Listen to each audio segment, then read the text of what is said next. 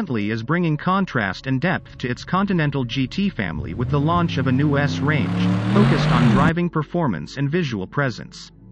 Through a multitude of enhancements to the exterior design, interior specification and dynamic system, the new S range adjusts the Bentley Grand Touring recipe to center on the pleasure of driving, an opposing yet complementary emphasis to the well-being behind the wheel,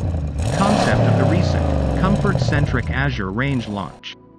Owners of Bentley's two-door models have long appreciated the breadth of choice available to them, from the towering performance of the 6-liter W12 Continental GT Speed to the characterful beat of the 4-liter Continental GT V8.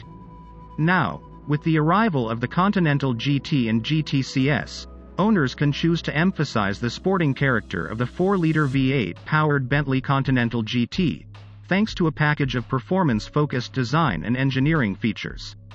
The new S range retains the 550 horsepower and 770 Nm 4-liter V8 engine that's proved incredibly popular with customers around the world, delivering a time of just 4 seconds for 0 to 100 km per hour. For the GT and GTCS, the engine is enhanced by the fitment as standard of a sports exhaust to amplify the crossplane V8 beat.